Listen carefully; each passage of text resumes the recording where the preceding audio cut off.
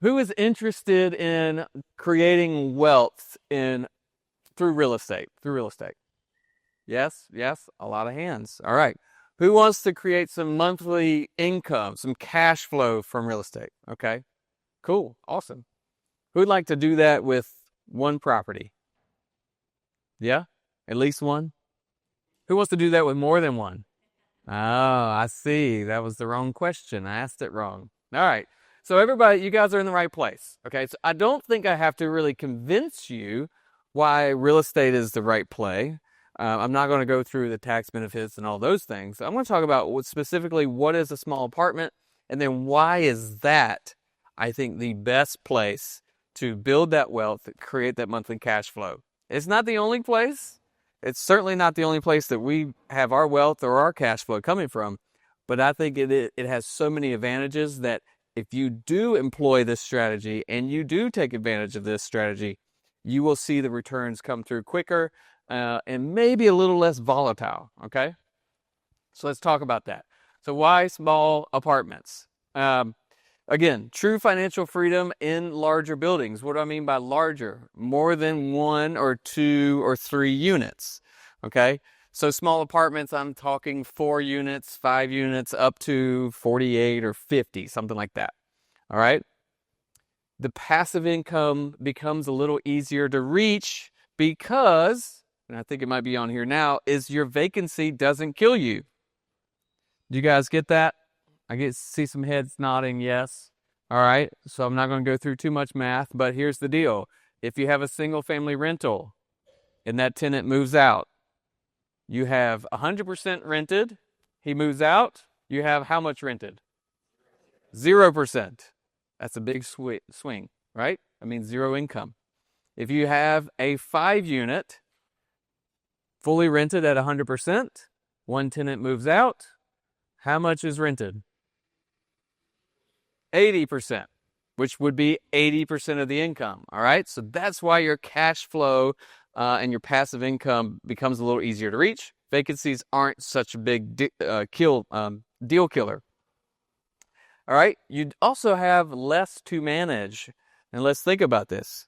If we have a 10-unit apartment complex, 10 units, maybe 1, maybe 2 roofs, okay, versus in one location, one spot, one drive, versus 10 single family units. How many roofs? 10 at least. If you got a garage, you might have more, right? And then how many locations to drive to? 10, right? So yes, you're still going to have additional HVAC units and all that comes along with it, but 10 units in one building, how many exterior sidings, right? Just the one, okay? So all of that adds to make it a little bit easier to handle. And this is one that's often overlooked, and we have some great people in this room that can help you capitalize on the fact that there's a lot less competition in the 4 or 5 unit up to 50. Anybody know why that is? Do I? Lending. Exactly. A big part of it is lending. And the reason is, and it should say 5, I don't know why I put 4, but 5 units plus turns it into a different bracket of lending, commercial. And you qualify for that a little bit different. Now, I'm not a banker. I'm also not your CPA or your attorney. Here's my disclaimer. Y'all seek those professionals. But I can tell you through our experience with talking to lenders is when you turn into that 5 unit, it's a different set of qualifications. It's a different process. It's not as simple. It's not as commonly used. So what does that mean? Less competition. Now, why does it end at 50? It doesn't really end right at 50. That's just a round number. It's because when you get above 50, you get to 75, 80, 100.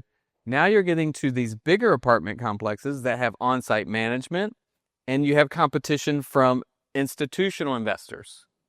Think, anybody know Grant Cardone? Y'all seen him? Yes.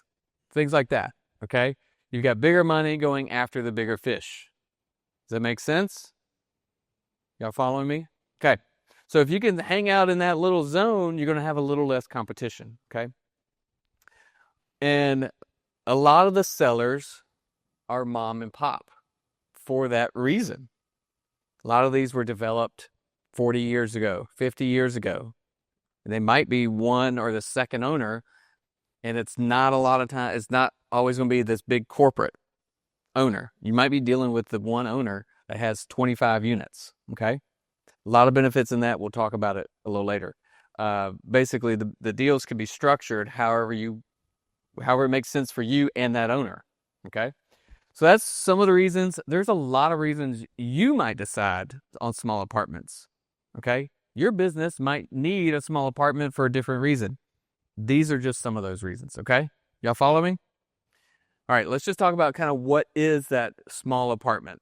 We classify it really as that quad. It's easy because it's a quad.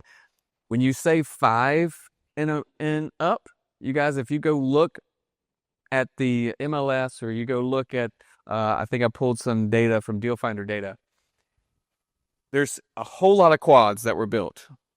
I don't know why. Maybe because 4 is a nice round number. I don't know. Maybe because you got the two tops and 2 bottoms. There's a lot of quads. There's a lot less 5s. Does that make sense? So if you really wanted to target and go 5+, you're just going to eliminate a big piece of the market. Okay, so we really look at 4s. I think that one there is a 6. That picture is a 6. All right. So they're in a lot of those B and C markets. They're right outside of downtown. Okay.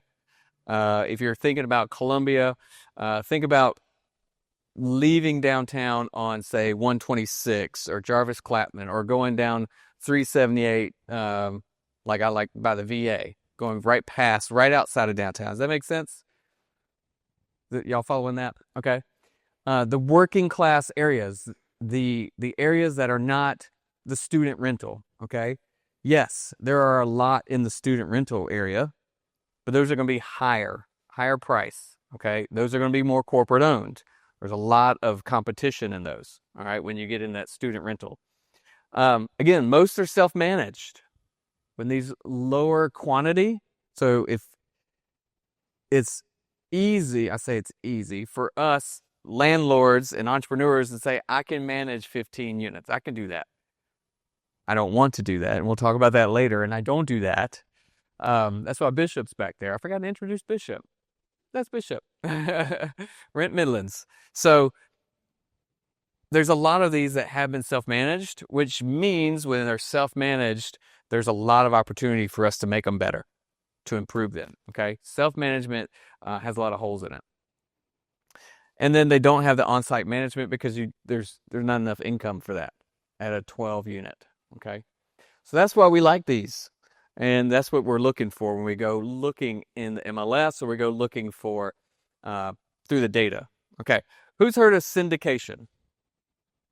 Okay. Who thinks syndication is the only way to buy apartments? Good. We don't have to talk about that. So that is the one way that if you look at social media, of course, I just said Grant, but I'll say it again. Like, that has been pushed, and there's a lot behind getting into a syndication to own apartments. The reason is because they're really, really solid investments, and the institutions are loving them, and the investors and the syndicators are loving them because there's a lot of income in these apartment complexes. All right. So you have 2 different ways you can do this. You can be a 100% owner, or you can syndicate. Does anybody in here feel real strongly about one or the other? Which one? Ownership. Back there. Syndication. All right. Anybody else? Everybody else is on the fence? Or you don't know enough? Don't know enough. Awesome. So I want to give you guys an opportunity throughout this presentation and kind of this learning piece of it. If you have a question, let me know. Y'all can raise your hand and we'll talk about it. Obviously, we can't go down every path the whole way, but we will dive in if there's something that hits you guys. All right. So there's 2 different ways of doing this. 100% ownership, control, and decision making. What do you got? If you own it completely, More control or less control? All right. If control is important to you, which way should you go? Ownership. If you have a really busy, you're an ER nurse or ER surgeon, and your time is not your own. You were working on the clock. You don't have a whole lot of free time. Would control be super important to you? Right. So which might be a better path? Syndication. Okay. So I'm not going to dive into syndication too much. I do have a couple slides on it. I want you to know what it is and how you can do it if that is your path. Right now, and I had Steve's not here. I had a conversation with a local guy in the community, and was syndicating a deal. He's like, do you want to get in? I said, and I'm just not ready to put our money into something I don't have control of. That might be a problem. It might be something I need to pray about. But we are actively investors. This is our full-time job. So handing control over it doesn't quite make sense for us right now. Okay? So returns. Returns when you 100% own it are 100% whose? Yours. If you don't 100% own it, they're split. Make sense? Good news, bad news. If the returns aren't real great, they're not 100% not great yours. If it's a syndication and the returns are amazing, well, you got a part of amazing, right? So that's how that works. Another piece to this, and I think I forgot to put in here, is 100% ownership to get into the deal takes whose money? Yours. At least yours or your ability to raise. If you're getting into a really big deal and you're a part of a syndication, you don't have to bring all the capital. So you might be able to get a piece of 150 unit if it's a syndication versus only being able to get a whole 10 unit. That make sense? Cool. All right. Of course, management when it's yours, it's a lot easier. And this is one big for me right now is the taxes, the attorneys, all of those pieces that go along with being part of that. If you're in a syndication, you got to wait for them to do their taxes so you can do your taxes. It's just a lot more to it. And especially if you're a local investor and you're getting connected with tired landlords, and we'll talk about that in a minute, you get to tailor the deal structure to fit you as a 100% owner or partnership. If you're in a syndication, you're in it based on what they have structured. Okay, you're coming in, you're buying in. You don't get to tailor that, so it may not be the best for your tax situation. It may not be the best for your cash flow situation. Does that make sense? Cool. And of course, ease of exit is a big piece. When you do syndication, it's really easy for them to sell when they say they're going to sell or refinance, but you don't get to decide that. You get to decide if you own it. Okay? Make sense? Some syndications, you may be able to sell your piece or part of it, but I'm not getting into that. When you syndicate, if this is something you guys are thinking, then there's a couple really fun ways to make money as a syndicator. You actually get to get paid when you find the deal. You get to get paid monthly on the deal based on cash flow. And you get to get paid at the end when you refi. So I'm going to flip that on your head. And if you syndicate and you're the one that put the deal together, you get those 3 ways of getting paid, right? Sound great? Y'all cool with that? Well, if you put your money in, who's getting paid 3 different ways? The person that put the deal together, right? So just be aware of that if that's what you're going for, okay? So that's most of what I'm going to talk about on syndication. I think I have another little piece on it. But this is a way that you can buy bigger apartments, okay? All right.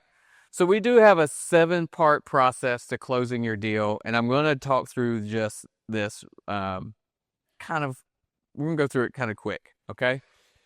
So in any deal, you need to pick your market, okay? We're going to talk a little bit about what that looks like for small apartments.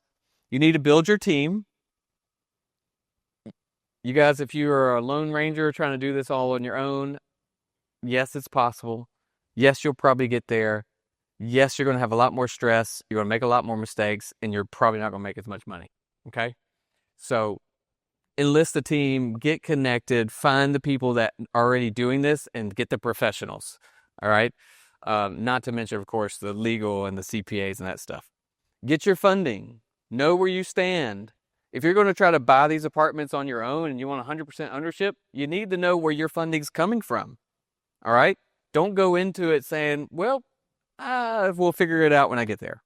No, you don't want to go down that path and then mess up the deal, because when you're talking to your seller, if you know you need help with the down payment, then that conversation needs to be in the beginning. It helps the deal go through. All right? Evaluate your deals. We're going to talk about that. Visiting the property is important, especially as these deals get bigger. Letter of intent. Who knows what that is? A couple of you? Okay, we'll just talk about that.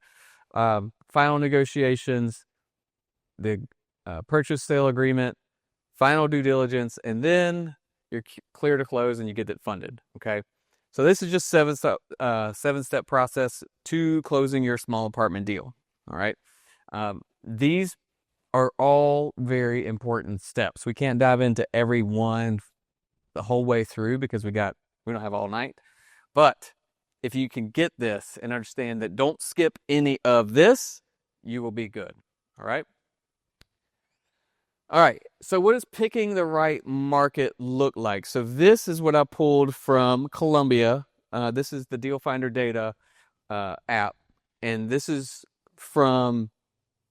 current properties that are 5+ units. Okay? So 5 units plus in Columbia. Guys, it was not a ton.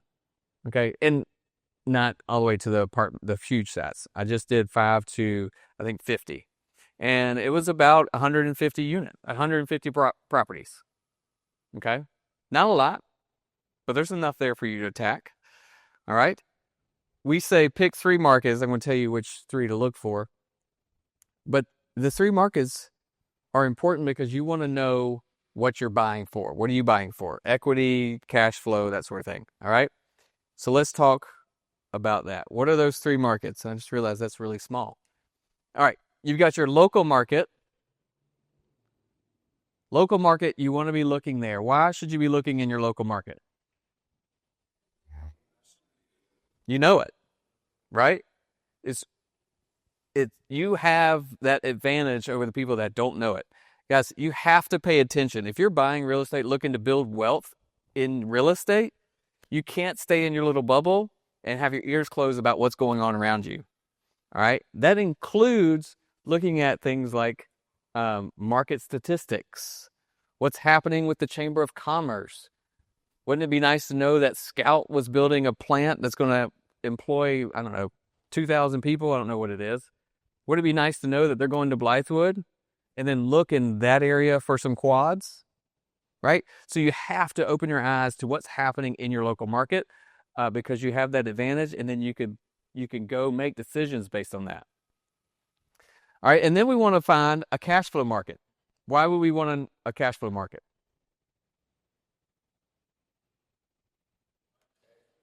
Money. Cash flow, right? Y'all, these are not trick questions, I promise. I'm too dumb for trick questions, all right? This is if it's a cash flow market, it's for cash flow, right? That means the rent is higher in these markets. You can actually make more per unit, okay? And then an emerging market. What does that mean? On the come up, yeah, up and coming. Things are happening. In Blythewood, yes. Blythewood has kind of been growing at a steady pace for a while, but this has been a pop, right? And then that's trickling down, okay? There's been other things like that. Samsung has got a plant.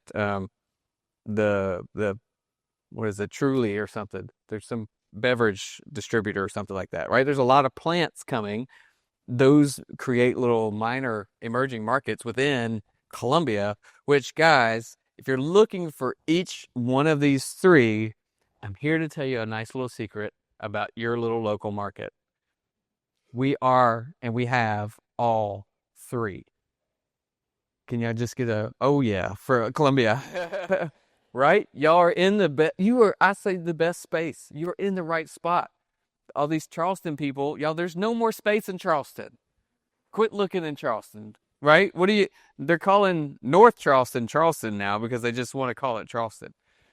Goose Creek is now Charleston. There's nothing left there. Columbia is growing. Columbia has cash flow, y'all.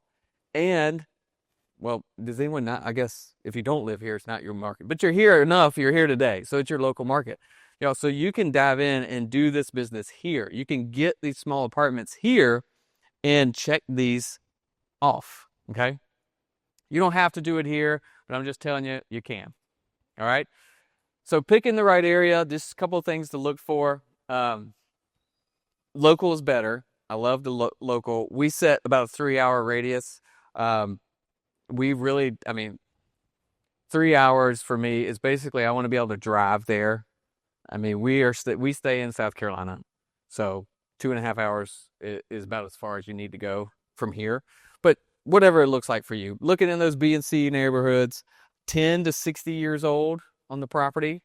Again, if you're doing these small apartments, y'all, we talked about doing flips. We were just talking about doing these old historic flips.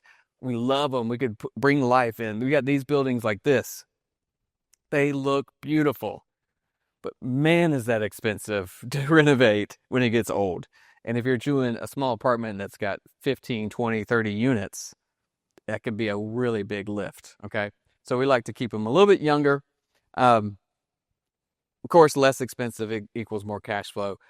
Quiet, safe areas, well-maintained areas. Okay, what I mean by that is the city cuts the grass along the streets, right? Most of Columbia is done pretty well. Lexington's done really well at doing that, okay? Close to schools. Why do we want to be close to schools with these small apartments? Families. Yeah. These small apartments are great for families. Young kids, as the families are growing and moving in and up into their living spaces. Again, that's really small. I don't know what happened. All right, 5 economic indicators to look at. New businesses, I just kind of talked about that. We like to do in city-data.com. I think that's right. Is a really good place to get some of this data about, and I think it's free, per capita income. If you're going to do these apartments, if you can get a little area that's at least the average or above for per capita income, that's great. Apartment occupancy. There's a couple places that you can get that data. Who owns LoopNet? Who owns LoopNet? What is it? It's the owner of LoopNet. Now I can't think about it. What is it? CoStar. CoStar. CoStar has apartment occupancy. There's a couple other places like that. There's some data providers that'll tell you apartment occupancy for an area. So that's a good thing to look at to see. We'll talk about what that means in a minute, but occupancy is how much or how occupied they are. Out of 100 units, 95 are occupied, 95% occupancy. Okay. Why would office occupancy be important? Jobs. Yeah. Jobs are super important. Guys, since COVID, what's happened to office occupancy in downtown? Significantly dropped, right? So would you want to do a small apartment downtown or move a little bit further out? I don't know specifically, but just thinking that, okay? Building permits is another economic indicator. And again, if you're paying attention, the Builders Association actually will put out, and I think the county has it for free as well, how many building permits are being pulled for that area every month, every quarter, every year. If there's growth, would you want to be there or not? Be there, okay? So you start seeing those trends, you start seeing that growth, go there. Look for it. When we just showed you that map, hone in on that area that's showing the growth, okay? And I'm going to show you in just a minute what it means for small apartments when you are a part of the growth versus single family houses and why this is such a wealth builder. Okay. All right. The next part of our map was building your team. Okay. So you guys, if you want to take a picture of that, I don't want to dive in too much on this because there's a lot there. But essentially, number one, a sponsor. Has anybody heard of sponsor for a loan before? Some of you? So the thing a sponsor does is you get to borrow their track record. You get to borrow their credibility. And if you're buying something that's a little bit larger than maybe you would, maybe if the lender looks at you and says, I don't know that you can handle 20 units, or your financials don't support a 20 unit purchase, you get a sponsor. The sponsor obviously will take a fee or be a partner in your deal or whatever like that, but they help you move to the next level. Okay. So your lenders are like, oh yeah, you got this guy in or this gal in, we'll go with you. Okay. Of course, capital, private lenders, hard money lenders. What else is in there? It's important. Management companies. Management companies are a great resource for all of the data that we were talking about. If there's a management company that is managing 200, 300 units, they can tell you, like, what's the occupancy look like in a certain area. Okay. So use them, call them, talk to them, say, hey, I'm thinking about buying this 10 unit. What's it look like in that area? Okay. We do that all the time with our property managers. All right. Number 8, I want to just touch on that. Talk to your CPA if you have it. If you're serious about building wealth and cash flow through real estate, talk to your professional advisors, your CPA, about what does it look like long term for these purchases? What does it look like for your income, your tax liabilities, right? What does it look like to do this in 10 years, 15, 20 years? Okay? Strategy. Don't just go at it blind, all right? So let's talk about marketing. Let's talk about how do we find these deals. All right, great deals in apartments are made. What do I mean by that? What? Syndicate? That's right. You can make a deal out of a chicken sandwich, all right? If it's an apartment and they want to sell, you can make it a deal because you can fix that financing. You can fix that down payment. You can fix the interest to benefit you and yourself, your business, and make it a deal, okay? That's what strategy comes into play, you guys. Because if you're looking at an apartment and the seller wants full retail, I'm not going to take a penny less than what my appraisal says. And you can say, yes, but I want interest only for 5 years. That might be a deal, right? Or I want you to carry a second mortgage on it. And that way you have no money out of pocket. That might be a deal. Okay. So great deals in apartments are made because there's a lot of wiggle room when you're dealing with multiple units. Okay. Tired landlords, hands down the best seller. They get it. They know what you're doing. They know why you're calling them. They know what you're talking about. They know you want cash flow. They know you want the investment. They get it, but they're tired. And so they're probably going to still want to do the deal. They're going to want to get what they want. That's where getting creative works. Professional investors. Why are they good to target? They got experience. Yeah. Create deal. They get it. They know what you're doing. And guys, professional investors, do you think they ever sell? Absolutely. Yes. It's part of their strategy. They go into the deal and say, I'm going to hold this for 5 years, 6 years, 7 years, and then I'm going to sell. Plus, there's an appreciation tool. Yeah. Once they've depreciated enough, they might say, well, there's no more use in this, right? Get another one. 1031 exchange. It's time to move up. Professional investors are professional investors. They buy and they sell. Why not talk to them? Okay. Creative financing, of course, that's how we make the deals get done. These are really good. This is what we target because we want to own these. This is how we do it. If you're looking to Well, I think this is the next slide. These are other ways to do this. Classified ads. Um, if I think we might be aging out of this. I don't know. Has anybody seen a deal in the newspaper in like the last since COVID? Right. What's a newspaper?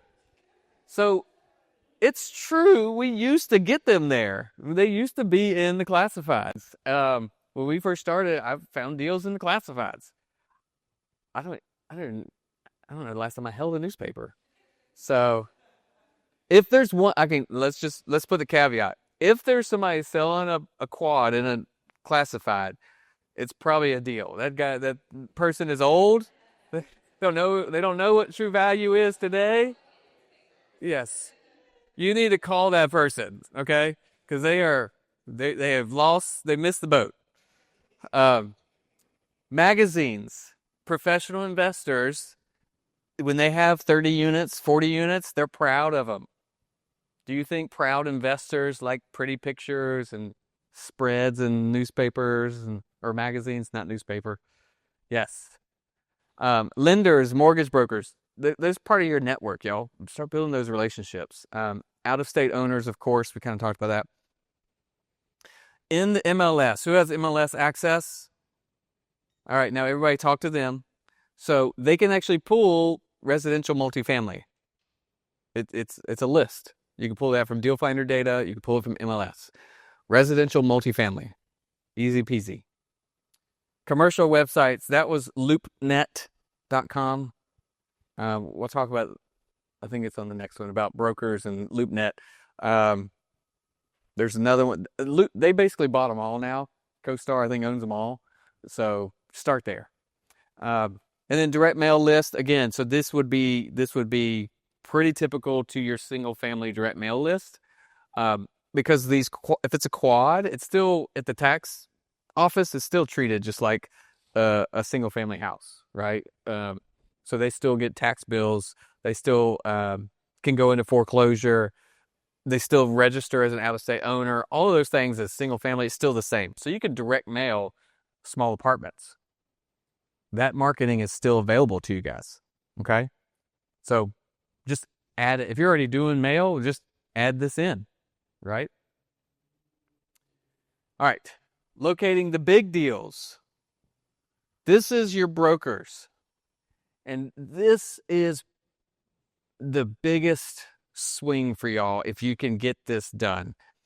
Is brokers in multifamily are not like agents and brokers in single family. All the agents and brokers in here, they get a listing to sell a house. Where does it go? MLS. Like within 12 hours, right? It's out there. Everyone sees it. Where do brokers for multifamily take their 50 unit? Word of mouth. They don't take it anywhere except for their Rolodex, their email list, and their office, maybe in their office. Why do they do that?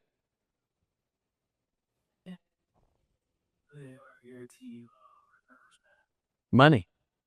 Because guess what? If they sell it inside of their own network, how much commission do they get? All of it. It ain't hard to do. This is how they do their business. It's a totally different world than the residential. There's a lot of laws and rules set in place by the MLS and the what is it?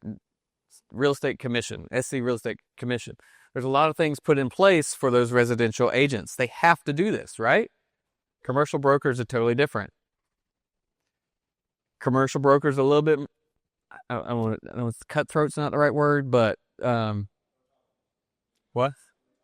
Yeah, they're strategic. Let's just say they're strategic in what they do, what they say, who they talk to, who they share the deals with, because they're trying to get that full piece of it, and that's fine, totally fine. If you want to be a part of that, you have to play that game.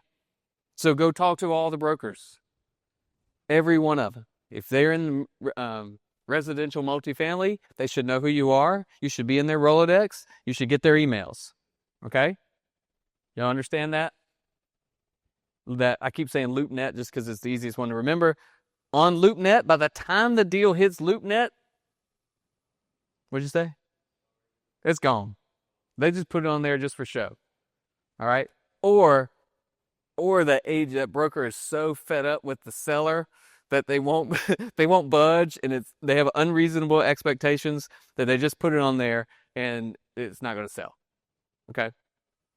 So that's you got to break that barrier to get the brokers to come give you the bigger deals. Okay. The crazy thing is, and this is kind of a mindset shift, is a lot of investors, I don't know, any investors in here, you can raise your hand or not if you don't want to own up to it, think that residential agents don't have any good deals. Have you ever thought that? It's okay to raise your hand. It's a safe space. Yeah, I got one. So that's a little different from brokers and multifamily. Those brokers actually do have deals. They actually do have good, viable properties that you can buy even at a discount that can still work with your equity, your wealth building, and your cash flow needs. Okay? So don't be shy with them. Go talk to them. All right. Some of the things to look at. So we're going through our 7-step process, buying the right deals. What are the right deals? All right. Do you think it needs to be easy to rent out? I don't know why I put that. It should, yes, that should be obvious, but sometimes it's not. It needs to be easy to rent out. What does that mean? It needs to be, like we said, close to schools, easy access to get in and out. Okay. It needs to be visible, right? You don't want it hidden down some dirt road, right? Easy to fix up is always nice. So I told you about not being over 60, 80, 100 years old because they're harder to fix up. Another thing that we don't really love would be like a flat roof. I just think it's a terrible idea. So flat roofs are one that I don't love. So something that is safe. We talked about this before. If you want good tenants, you got to give them a good property. And if it's not safe, meaning structurally unsafe, or the area around it's not safe, then you're not going to have great tenants. Okay? Units larger than 750 square feet, that's just a kind of a threshold. If you're doing traditional rental, if you're doing like some short-term rental or something like that, you might be a little bit smaller. But 750 and up, 2 bedrooms, 1 bath is a good size unit. Okay? A family can move in there, like young kids, or, coworkers, young professionals, any of that. It fits a lot of demographics. Of course, the stronger cash flow in the C type, stronger appreciation in the B type. Okay. All right. So that's finding the deals. Now we have to talk about where you're going to fund these deals. And if you guys have any questions, y'all let me know. Shout them out. I know I've been going a long time, but I got a lot here. I'm going to make sure we cover it. All right. Money is found where money hangs out. Where does money hang out? Other investors. Other investors. I've got golfing in there because that's where the money hangs out, right, Jonathan? Boy just left. Deals are done on the golf course still, but it's not just golf. I put it in there because it's recreation. It's places where people gather to, I'd say affluent, but you spend money for recreation. There's different things than golf. Pickleball might be one now, right? Go get into pickleball. Y'all join the pickleball club in Lexington, right? Dan would appreciate that plug. So pickleball is a good spot. Charities, and you probably shouldn't join a charity to go find other people to give you money. But if you are involved in your community and you happen to be at a charity event, that's where things like this are talked about. Okay. When you're at a table at a dinner and you've donated money or something, or you've served your community and you're at a table with other people doing the same, that's where investors and investing is talked about. Okay. Partners. Has anybody in here got a partner in a deal before? Yes. Yes. A lot of partners. Good. Partners are good for getting bigger deals. Don't do partners if neither one of you have money or experience or have ever flipped a house or renovated an apartment before. Okay. The partners have to bring something to the table. Y'all agree with that? We're cool with that? Okay. I get a lot of questions, especially in this community where we get a lot of beginners, a lot of new folks just getting started. And then we have two brand new people that we're going to partner together so we can do this better. But it's just really two people that don't know what they're doing. And so you just still don't know what you're doing together. So don't do that. Private investors, the mortgage brokers, commercial lenders, all of these people, of course, can get you the money. Seller financing structure, that is probably the primary that we look for in small apartments. Where we're talking to the owner, how can we work that out? Seller financing looks like many different things, depending on what the deal is, but we like to at least get in that seller carryback, which is they help you with the down payment on a second mortgage or something. All right, hard money lenders, of course.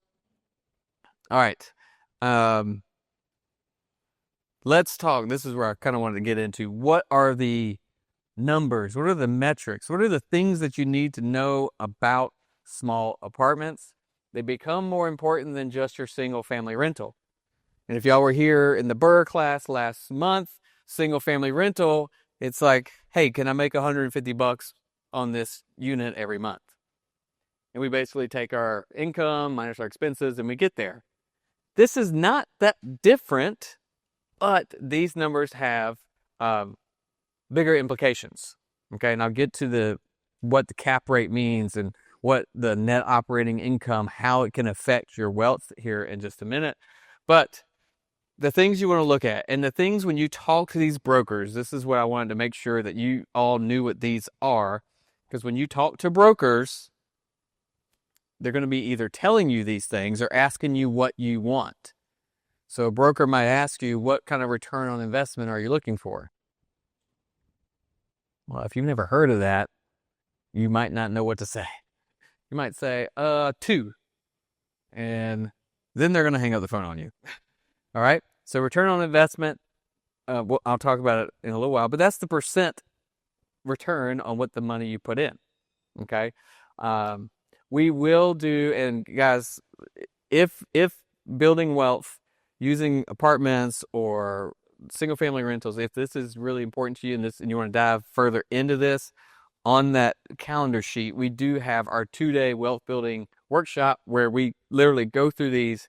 We have all the examples. We run the math. That's what we do is to figure out how to build wealth through real estate in that 2-day. But cash flow, pretty simple-ish. You know, how much money comes in, pay all your bills, what you got left is cash flow. All right, net operating income. Who's heard of net operating income? Some of you? Okay, good. So it's just like a business. Walmart at the end of the year has not net operating income. Okay, when you start talking about apartments and small apartments and large apartments, it's a business, and there is a bottom line. All right, so that's what we have. Cap rate, we're going to talk about that in a minute. Cash on cash return, similar to return on investment. It's basically how much money you have in it, and then what's the return on that. DSCR, who remembers DSCR from last month? We talked a lot about that. Debt service coverage ratio, that's your how much debt does your income cover, right? Can you cover your debt payments? And all right, break even analysis, break even ratio. That is not right. Ratio should be there. So break even ratio, that is because we have multiple units. If you need to find out how many units, how much occupancy you need in order to pay your bills, right? If you're in a single family rental and you have a single family, what's your break even? What occupancy do you need to pay your bills? 100%. So is that a really important metric when you're buying single family? Not really. It's pretty much on or off. So break even in small apartments or apartment buildings is important because you need to know when you're having trouble, and you need to know what occupancy you need to get to and stay at to pay your bills. That's really helpful if you're doing like a turnaround, you need to renovate. so you can actually renovate a few at a time and keep your break even. All right. I'm going to move past this. So we have three groups of expenses. Primary expenses, of course, very similar to regular real estate, single family.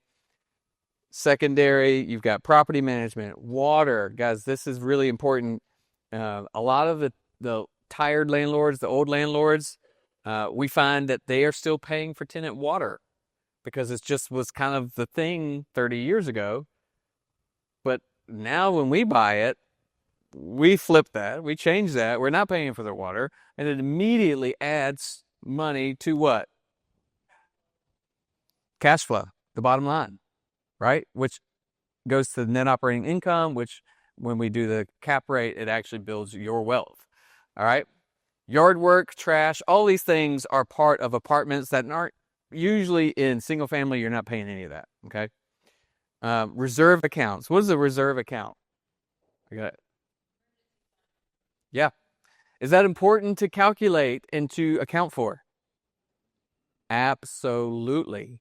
We want to make sure in apartments that you actually, and if you look at some of the syndications, if they don't have a reserve account as part of their NOI, part of their prospectus that they give you, you do not want to do that deal.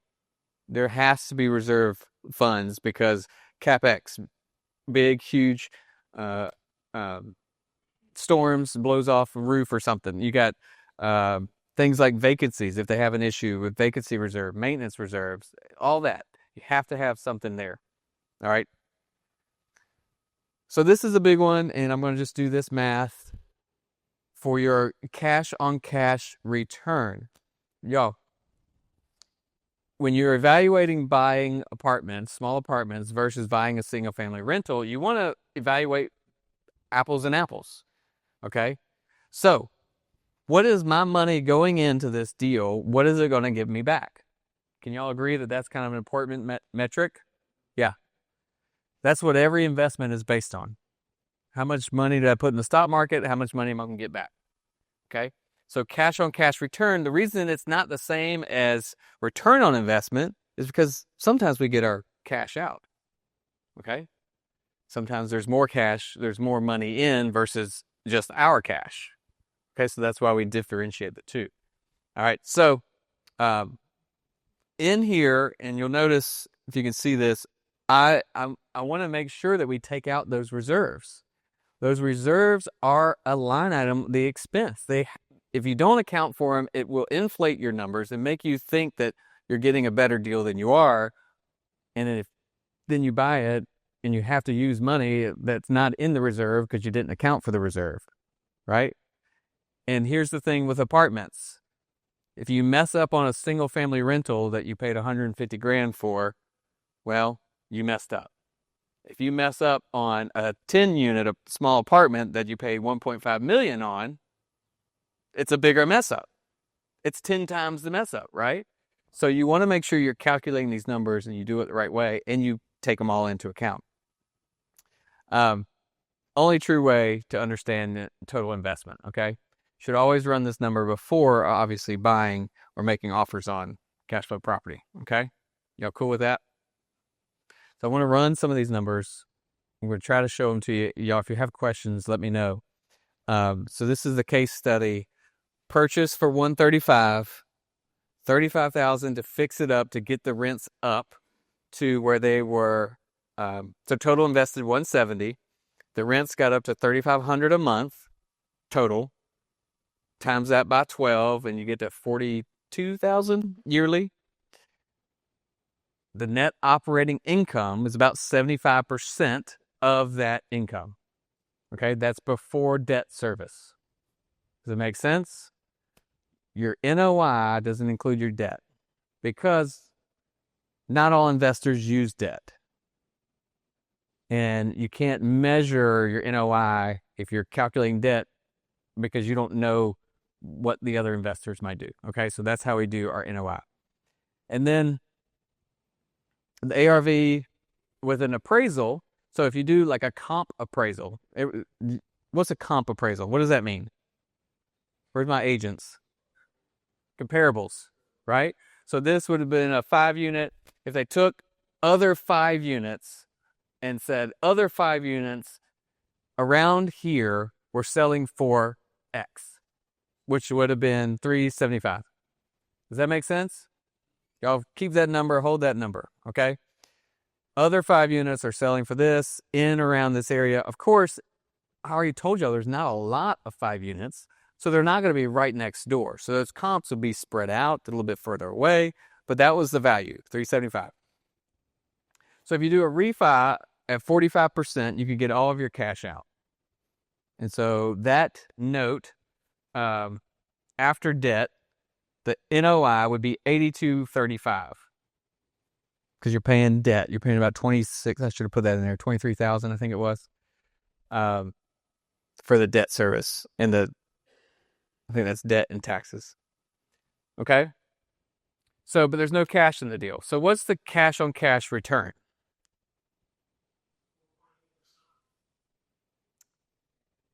After the refi, infinite. After the refi, after you get your cash out. Sorry, I didn't clarify that. You were probably right on the other one. I didn't do that math. But after you get the cash out, the cash on cash return is infinite, right? It's a great deal. This ties back to last month when we BRRRR. So that would be a BRRRR, okay? But we're talking about building wealth. I want to talk about what does this look like for building wealth. And I want to show you guys just the massive impact that going into this asset class, this way of buying and building your wealth. So the way that small apartments and big apartments and commercial buildings are valued is how? Does anybody know? Income. And then what is the metric that they use? Multiply that by. Cap rate. Who said it? There we go. Jonathan's got it. It's the cap rate. Who sets the cap rate? Right? That's one of the best kept secrets in the world. I don't know. It's the market. The market sets the cap rate. So basically, one investor buys and they figure out the math. Well, that was the cap rate he bought it at. Okay, well, the next investor is like, well, I guess this Columbia is saying 6% cap rate for multifamily. You guys see how that works? So, and I'm just giving you big examples. A mobile home park in Columbia right now, well, right now it's crazy, but just use easy math. 10% cap rate. Why 10% cap rate for a mobile home park? That's just what people are buying it at. Okay? It's going to be a higher cap rate because it's a mobile home park, more labor involved. It's a little bit harder to manage. It's less asset based. Okay? A Class A downtown student rental 200 unit apartment complex in Columbia, it's crazy as it is, they're doing like 4% cap rate. Okay? Something like this might be a 6% cap. Okay? It's based on the market. So, if we do the math and we do the value based on the cap rate, taking the NOI, this is what the value of that property would be. So other investors come into Columbia to buy their investments, to park their cash, coming from California, New York, whatever it is, or here in town. It's hard for me as a local, like I've been here for so long, it's really hard for me to pay a 6% cap rate.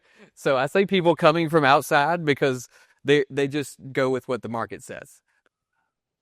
That's the value. And so that's your wealth building tool. Do you guys see how this is different than a single family? You see how it can compound and grow and grow and grow? So that's why small apartments is, for me, my experience, the greatest wealth building tool and the easiest way to get started on the fast track for you guys, okay? So single family residential, absolutely, still do it. Buy it, rent it out. But when you come across these, attack that sucker, okay? If you want to make it your niche, if you want to make it what you go for it. But when you come across the 10 unit, the 12 unit, Y'all don't just say this is too much for me. Understand the value that's hidden in that deal and what it can do for your future, your legacy, your cash flow today. Okay? All right. We got some rules. Now that I've done that, who wants to go find a small apartment? Yes. Good. Okay. So don't go out running out there and go crazy. I got to set some ground rules for you. Take some pictures of this because I don't want to, we're running over time. So take some pictures. When you go, and if it's you and that seller, you and that tired landlord, y'all, you got a mirror. I'm not doing a negotiation class, but I've done them before. I think we have them in the online learning thing where you go meet them where they are. Okay. If it's a tired landlord and he wants to just talk college football, you better talk college football. Okay. So do that. If you're meeting a broker, you got to meet the broker where they are. So talk NOI and cap rates. Okay. So when you go on the visits though, you want to try to kill the deal. Don't get so enamored that you're like, oh, whatever it is, I'm buying it. I'm buying it. I'm buying it. Okay. Go try to kill the deal when you go. All right. When you go, look at the units that are not rented. You better look at those. You also want to look at the units that are rented. See what kind of tenants you have. You see what kind of deferred maintenance you have. All right. Take pictures of these so I can run through them. You want to ask questions. Ask lots of questions. Make them tell you what's going on. Okay. Make sure you know your numbers before you go. Understand that, hey, I've got this parameter. I've set up 50 grand for reno. If it's more than that and you're on the site visit, you need to be talking about other options, okay, while you're there. All right. Letter of intent.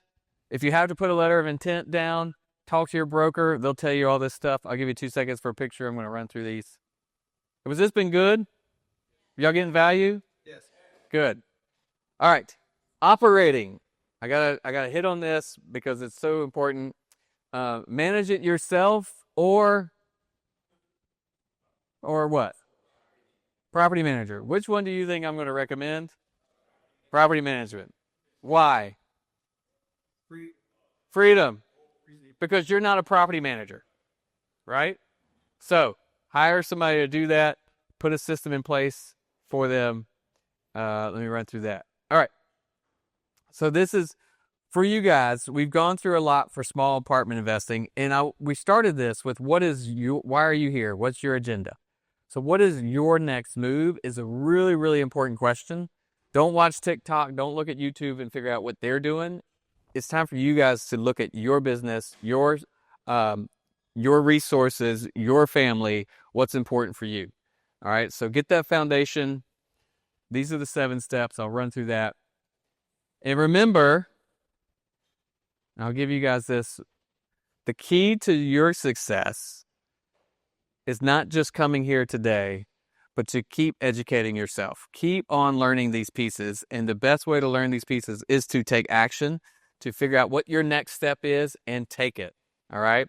So coming up next, I'm going to give you guys this QR code. If you want to do the 2-day workshop, we will go through this more in depth. We'll talk about what your next steps are. And if you are stuck or you don't know what your next step or you're wondering what's available out there, see the QR code up front. Just book a call. It might be on the back of that thing. Book a call with me. We'll spend 15 minutes together and we'll talk about what your next steps might be for apartments or single family, whatever that is. Thanks for listening to the REI Deal Finders podcast. You can find out more and apply to be a part of the REI Deal Finder community at reidealfinders.club.